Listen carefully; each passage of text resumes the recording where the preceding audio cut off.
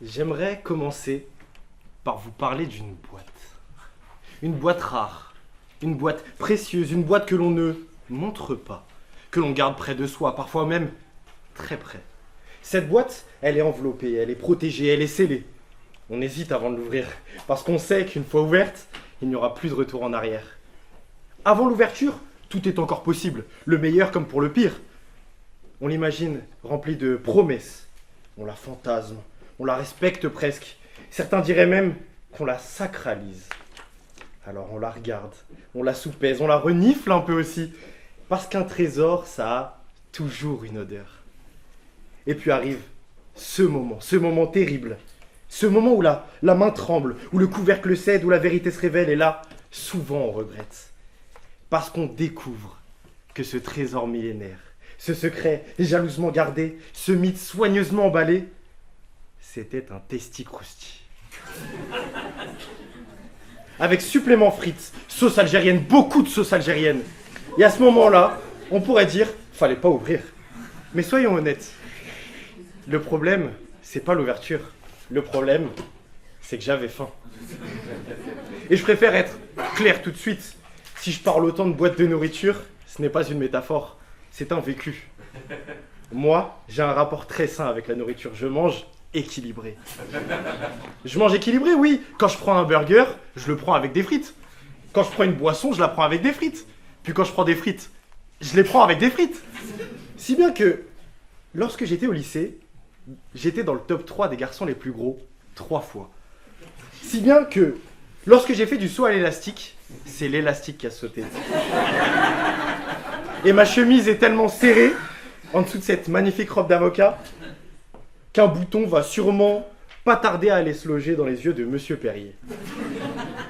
Parce que chez moi, la question n'est jamais « est-ce que j'ai faim ?» La question c'est « est-ce que je vais ouvrir la boîte ?» Et spoiler, je l'ouvre. Toujours.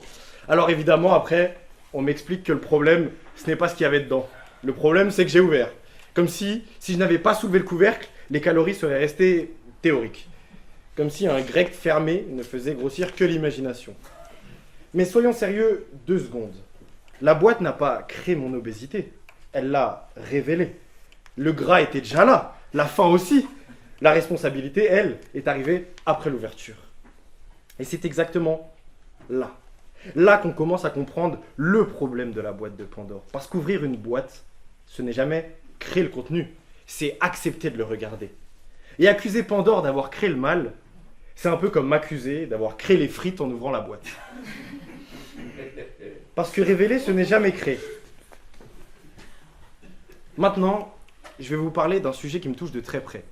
Enfin, de très près, de moins en moins, vous allez le comprendre. Moi, pendant longtemps, je pensais que tout allait bien et que je n'avais pas de problème capillaire.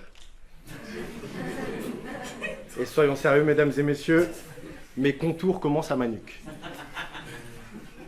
Donc je n'avais pas de problème capillaire, juste parfois un cheveu sur la langue quand je parlais trop vite. Et puis un jour, j'ai commencé à m'arracher les cheveux. Pas par désespoir, mais par lucidité.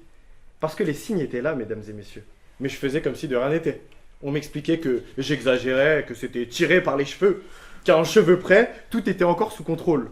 Alors j'ai continué à me voiler la face. Sauf que se voiler la face quand on perd ses cheveux, ça devient vite compliqué. Puis j'ai perdu ma copine à cause de ça, que j'ai dû remplacer par une poupée gonflable. Et...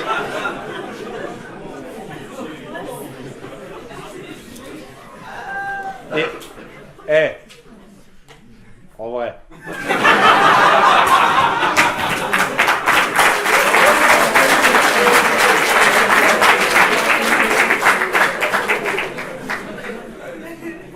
En vrai, c'est assez pratique. Parce qu'avant que ma femme me gonfle, il faut au préalable que je gonfle ma femme. Donc, un matin, j'ai regardé la vérité en face. Pas un cheveu près, pas dans le détail. En pleine tête. La vérité, c'est que tant qu'on ne voit pas, on croit. Avant d'ouvrir les yeux, je croyais encore avoir de quoi me faire des cheveux blancs. Mais quand on soulève le voile, quand on regarde les choses en face et parfois même en pleine tête, on ne crée rien. On enlève simplement ce qui nous couvrait les yeux. La calvitie, ce n'est pas une disparition soudaine, c'est une apparition tardive. Ou une disparition tardive. On ne perd pas ses cheveux, on perd surtout l'illusion de les garder. Et accuser l'ouverture d'avoir causé le mal, c'est avoir la tête à l'envers, sans mauvais jeu de mots. C'est confondre le fait de se dévoiler avec celui de se dégrader. Comme si la vérité, pour être acceptable, devait rester coiffée. La boîte de Pandore n'a rien fabriqué. Elle a simplement cessé de nous laisser croire que tout allait bien. Parce que révéler, ce n'est jamais inventer. C'est simplement arrêter de faire semblant.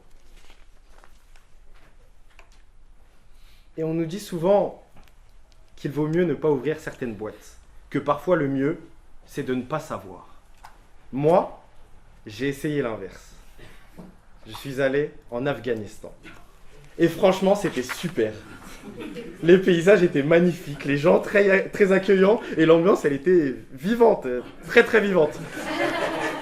Par exemple, un soir, j'entends des explosions dehors, et je me dis « Ah, c'est sympa, ils font un feu d'artifice !»